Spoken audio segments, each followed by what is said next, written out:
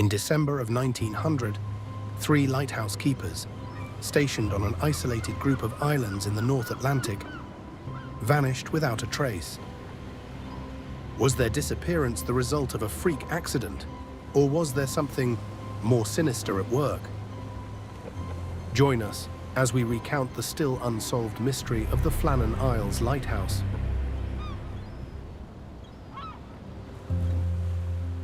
The mystery of the Flannan Isles. On the evening of the 7th of December, 1900, Superintendent Robert Muirhead of the Northern Lighthouse Board stepped off the east landing of Eilean Mor and climbed into his waiting launch. Having shaken hands and bid farewell to his 3 colleagues, he now headed out to a larger steam vessel anchored offshore, which would take him back to the mainland. As his small boat made its way over the choppy waters, he looked back at the 3 men he had left behind on the tiny, secluded island to take charge of its lighthouse. Their names were Donald McArthur, Thomas Marshall, and James Ducat, and they stood on the landing waving to him. As he raised his hand to wave back, not once did the thought cross his mind that he would be the last person to ever see them alive again. For when the relief vessel arrived 19 days later, they were nowhere to be found.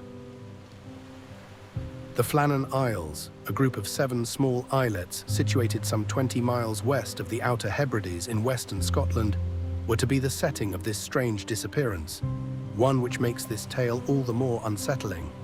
Something about the mystery of these 3 men, isolated at the very edge of the civilized world, surrounded by the vast and hostile Atlantic Ocean, sends a chill up the spine.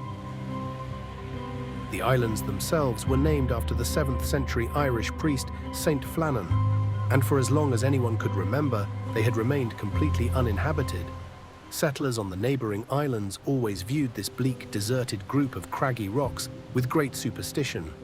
Many fishing boats and merchant vessels had foundered there over the years, and although the Hebrideans often ferried sheep to graze on the Flannans' lush turf, they believed it was very unlucky to spend a night there. During the 1890s, the Northern Lighthouse Board decided to construct a lighthouse on Eilean Mor, the largest of the 7 islets. It took 4 long years. Building work was constantly hampered by the tempestuousness of the wild Atlantic, which made landing supplies nearly impossible. Nevertheless, the lighthouse was completed and went into operation on the 7th of December, 1899. It had no wireless communication. The only way of contacting the mainland was through visual semaphore-style signals, which could only be seen by the Hebrides on a clear day. The lighthouse itself was operated by 3 men at a time, with a rotating 4th man spending time on shore. The mystery begins on the night of the 15th of December, 1900, when a sudden squall broke out in the vicinity of the islands. The first signs of anything amiss came when the captain of an American steamer, the SS Arctur, passed close to Eilean Mor just before midnight and noticed that the lighthouse was eerily dark. Something almost unheard of for an operational rock station like the one on the Flannans. This was reported when the ship docked at Oban a few hours later. But although a dark lighthouse was a considerable cause for alarm, no immediate action could be taken due to the harsh weather. The relief vessel, Hesperus, was due to set sail on the 20th, but because of unfavorable conditions, it couldn't set out until dawn on Boxing Day, the 26th of December, carrying fresh supplies and relief keeper Joseph Moore.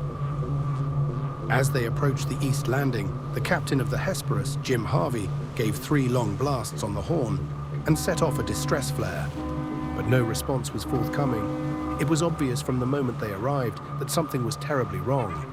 There was no welcoming committee from the 3 men who would normally have been outside to greet them. No provision boxes had been put out to be restocked, and the flag wasn't flying on the flagstaff, save for the shrilling and cawing of seagulls overhead and the ominous sound of waves breaking against the cliff faces. The isles were eerily quiet. The Hesperus moored in silence, and Joseph Moore set off towards the island alone. Upon reaching the east landing, he immediately made his way up the steep incline and headed towards the lighthouse, calling out to the 3 men as he went. But there was no reply.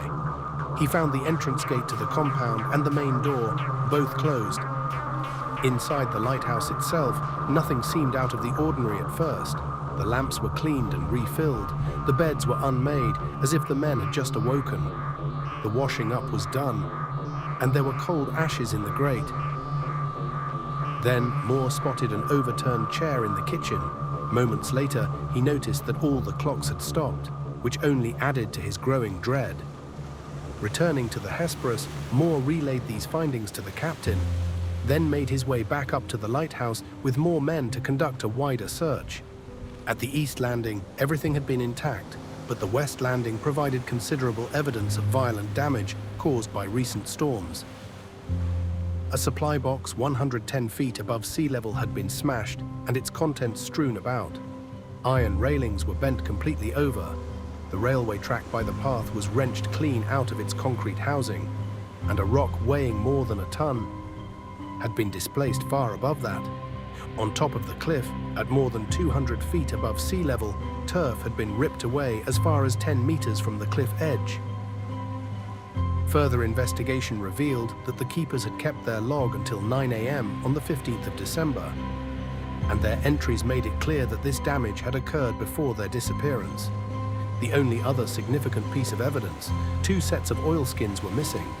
Only 1 set of outdoor gear remained hanging in place by the entrance, suggesting that one of the men must have ventured outside into the storm without wearing his protective clothing.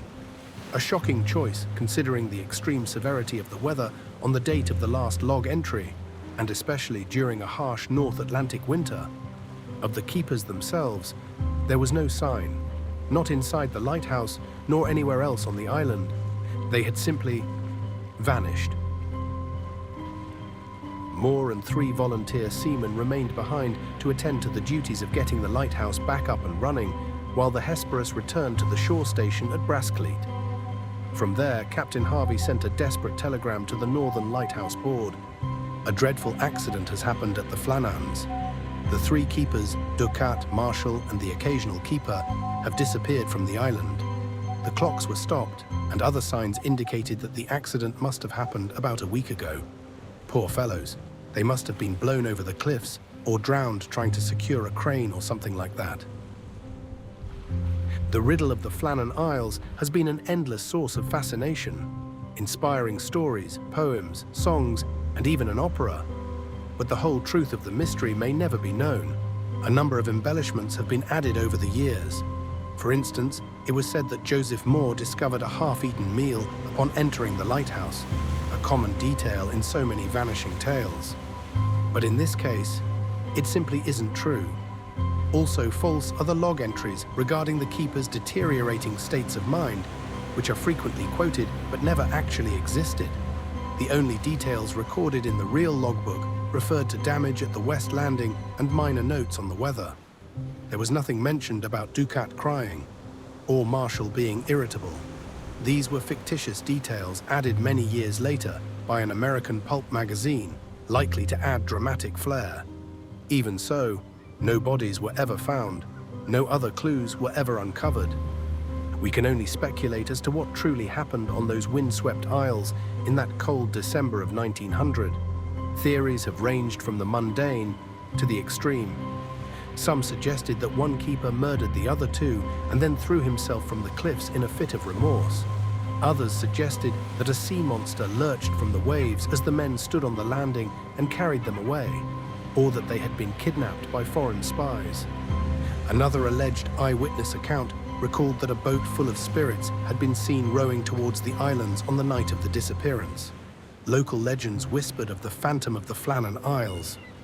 And in the modern era, some have even suggested alien abduction. The simplest explanation, though, is usually the correct one. As the Northern Lighthouse Board concluded in their official investigation, the 3 men were more than likely caught off guard by a freak wave and swept out to sea. Thomas Marshall and James Ducat had probably gone down to secure damaged equipment at the West Landing. Meanwhile, Donald McArthur remained inside the lighthouse. As strict procedure dictated, it was forbidden to leave the lighthouse unattended at any time. From his vantage point, McArthur would have seen a colossal swell approaching the island. He must have rushed outside to warn his colleagues, but got to them too late. Instead, all 3 men were caught in the oncoming surge and swept into the freezing ocean. This would certainly explain the overturned kitchen chair, as well as the remaining set of oilskins. It also explains why all 3 men were outside at the exact same time. However, if McArthur left in such a desperate rush, why was the lighthouse door closed and the entrance gate to the compound locked? How were 3 highly experienced men, who had spent countless years surrounded by treacherous seas, taken unawares by a wave? In any case, the lighthouse remained manned and without further incident up until 1971, when it became fully automated. It remains in operation to this day, and the Isles are now only visited occasionally for routine maintenance. The islands never quite lived up to their cursed reputation again, as nothing out of the ordinary ever occurred thereafter. But the mystery of Eilean Mor lives on, perhaps forevermore. In closing, we leave you with the poignant words of Superintendent Muirhead, who wrote in his official report, "I visited them as lately as the 7th of December and have the melancholy recollection that I was the last person to shake hands with them and bid them adieu.